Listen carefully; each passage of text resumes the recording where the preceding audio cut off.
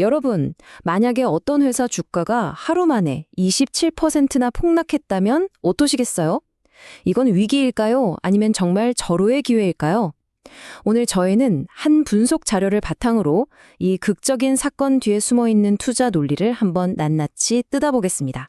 이야기는 바로 지난 3월 4일로 거슬러 올라갑니다. 보이시죠? 현대바이오 주가가 하루 만에 무려 27%가 그냥 곤두박질 친 겁니다. 정말 투자자들 입장에선 피가 마르는 하루였을 거예요. 그런데 말이죠. 모두가 이젠 끝이다 라고 말할 때 이 폭락을 절호의 기회라고 본 분석이 있었습니다. 이게 끝이 아니라 완전히 새로운 시작이라는 거죠. 정말 대담하지 않나요? 이게 그냥 잘 되겠지 하는 막연한 희망이 아니었습니다. 이 폭락 뒤에는 오히려 엄청난 반등이 숨어 있다고 아주 구체적인 근거들을 딱딱 제시했거든요. 자, 그럼 도대체 어떤 논리로 이런 예측이 가능했을까요? 그들이 말하는 두 번째 기회, 지금부터 그 근거를 하나씩 따라가 보겠습니다. 자, 이 타임라인 한번 보세요. 원래 2월에 18,000원대에서 추천을 했다고 해요. 근데 3월 4일에 11,000원까지 폭삭 주저앉았죠. 그런데 그 후에 어떻게 됐을까요? 보란 듯이 17,000원까지 다시 치고 올라갑니다. 완전히 V자 반등에 성공한 거죠. 이 분석은 바로 이걸 자신들의 예측이 맞았다는 증거로 내세우는 겁니다.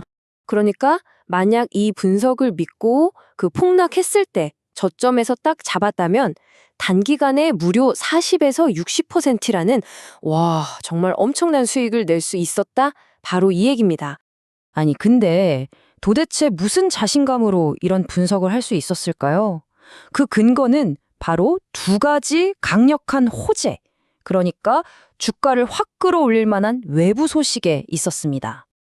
그들이 주목한 호재는 바로 일본과 베트남에서 온 소식이었습니다.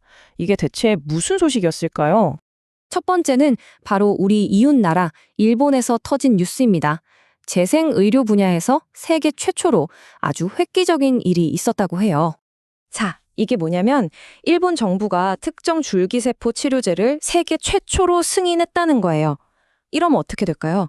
당연히 이 분야 전체에 대한 기대감이 확 올라가겠죠.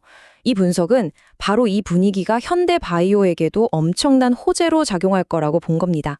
일종의 훈풍 같은 거죠. 두 번째 호재는 좀 더 먼 미래를 보고 있습니다.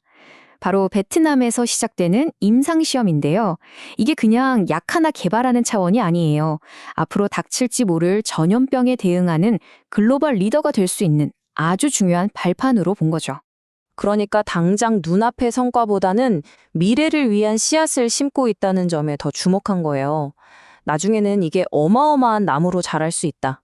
바로 그 잠재력의 투자라는 이야기였습니다. 자, 그런데 여기서부터가 정말 재밌습니다. 갑자기 현대 ADM이라는 다른 회사가 등장하거든요. 근데 이 회사가 현대바이오의 미래를 알려주는 결정적인 신호등 역할을 한다는 겁니다.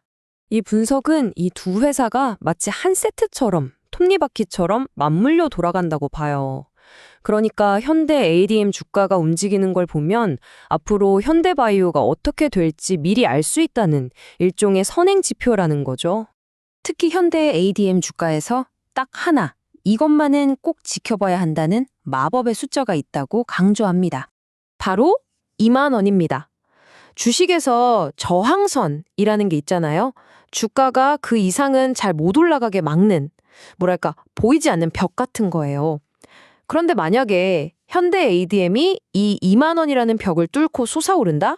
그러면 현대바이오도 그 뒤를 따라서 폭발적으로 상승할 거라는 시나리오인 거죠. 자, 이제 퍼즐 조각이 거의 다 맞춰졌습니다. 현대바이오의 극적인 V자 반등, 그리고 일본과 베트남에서 온 호재들, 마지막으로 현대 ADM이 보내는 신호까지. 이 모든 게 가리키는 최종 목적지는 과연 어디일까요?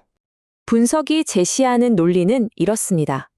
자, 1단계, 현대바이오가 바닥을 찍고 회복하는 걸 보여줬죠.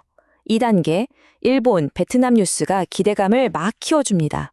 그리고 가장 중요한 3단계, 현대 ADM이 2만 원 저항선을 뻥 뚫어버리는 겁니다.